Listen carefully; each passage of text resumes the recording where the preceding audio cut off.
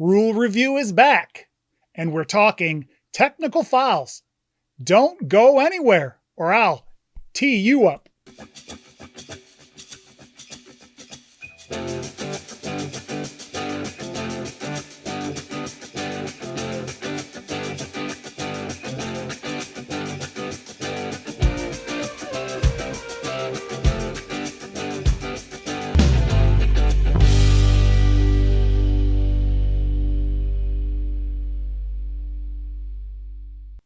Welcome back to the Officials Institute, where the rules and video meet to make it easier to understand how to apply each rule in real game situations.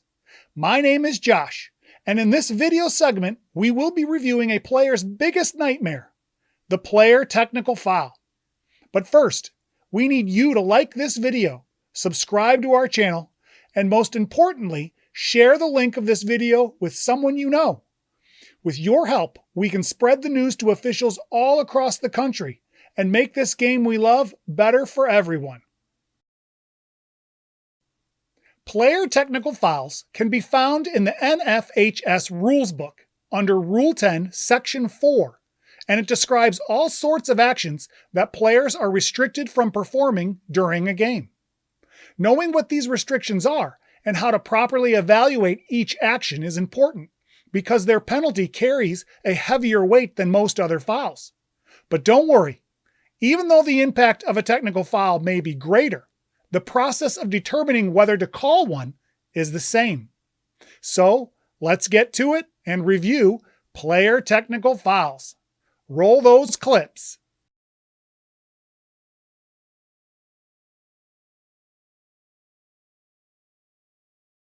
We start our series of clips with a player beating his defender and dunking the ball for 2 easy points.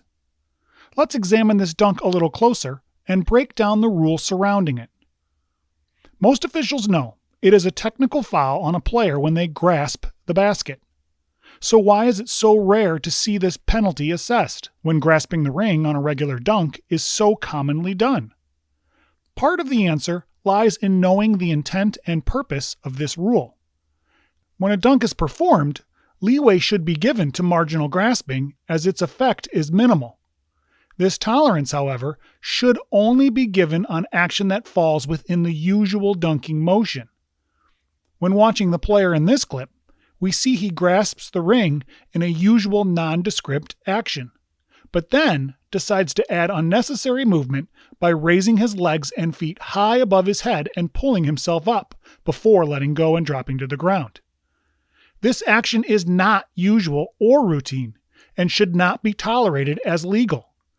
Nor should it be considered an attempt to prevent injury, because not only is there no player directly beneath him, but his exaggerated leg movement nearly causes injury by kicking his opponent. This play should have been ruled a technical foul and charged directly to the dunking player. Here it is one more time.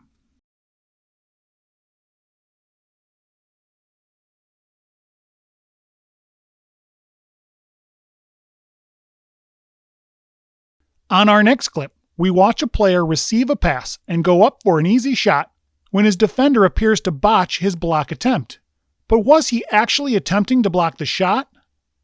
Before we analyze this play, let's review the rule that addresses slapping the backboard. According to Rule 10.4.4, it is illegal to intentionally slap or strike the backboard during a try for goal. So in order for this contact to be considered illegal, it must be an intentional act. This means when a player attempts to block a shot, if contact is made on the backboard as a result of that swinging arm, as long as the official judges it to be a legitimate block attempt, the contact should be ruled incidental. When examining this play, we see the ball handler jump and begin a shooting motion when the defender jumps with him. Instead of swatting his arm toward the ball, trying to stop it, he swings the other way, away from the ball and directly toward the backboard. In fact, it appears as though he isn't even looking at the ball or the shooter, giving further indication that there was never any intent to make a play on the ball, and therefore the slapping of the backboard should be ruled an intentional act, and the player assessed a technical foul. It is important to note, as officials, we should be careful when making this judgment on the intent of the slap.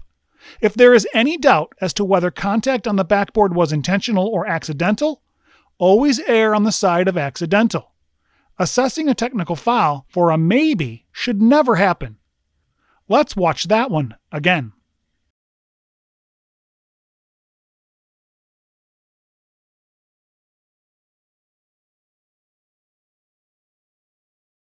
In this clip, a player makes a fast break down the court and shoots the ball, falling to the floor afterward. When he gets up and starts to head back the other way, the official assesses a technical foul. Let's zoom in and discuss this in a bit more detail. After the shooter releases the ball, a defender makes some marginal contact and the shooter falls to the floor in an attempt to draw a foul.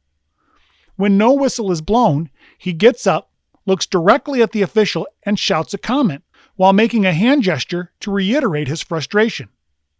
Easy one, right? Even though, as officials, we have discretion as to what we consider unsportsmanlike conduct, Rule 10.4.6a states a player shall not disrespectfully address an official or gesture in a manner to indicate resentment. Emotional outbursts of frustration will undoubtedly happen throughout the regular course of a game, and latitude should be given to a player when judging the severity of their conduct. But as soon as that frustration is directed at an official, even if it wasn't profane or obscene, it should not be tolerated as acceptable behavior and penalized accordingly. This play was correctly ruled as a technical foul. Here it is again.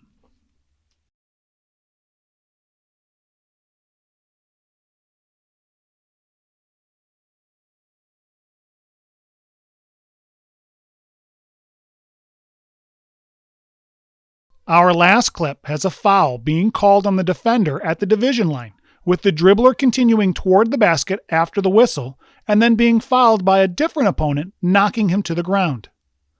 Let's zoom in and analyze what happened. Once the whistle is blown here for the first foul, the ball becomes dead, but instead of stopping play, the ball handler continues down the lane to finish his drive. The defender then reaches out, grabs, and pulls the dribbler down to the floor. Since this contact happened during a dead ball and was intentionally done, it cannot be ignored and should be ruled an intentional technical foul. But we're not done, because the reason this defender even had the opportunity to foul was because the ball handler too violated the rules. By rule, after the ball becomes dead, the player in possession of the ball is required to immediately pass the ball to the nearer official. Now, in normal situations, when a player fails to comply with this rule, a technical foul usually isn't necessary, and a simple talk to is more appropriate to effectively address it. But when failing to stop play leads to a bigger, more serious situation, a technical foul should be charged, as both parties are responsible for contributing to what happened.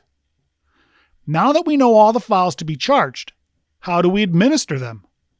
Just remember, in situations with multiple fouls, always administer them in the order in which they happen. The original foul at the division line was first, and if the bonus is in effect and free throws are required, the lane should be cleared to shoot them.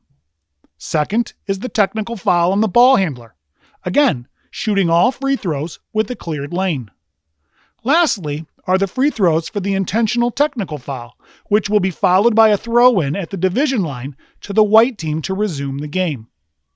Go ahead and watch that one more time.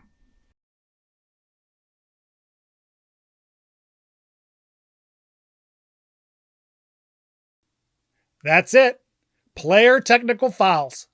Now, I know we didn't discuss every technical foul situation a player can find themselves in, but what we did cover will definitely prepare you for many common situations you may see, as well as provide a solid foundation to build on throughout your officiating career. Now, before we go, I'll ask you one last time, hit that subscribe button, give this video a like, and share it with an official you know, because the more people we can reach, the better the game will get. Until we see you again, have a good game.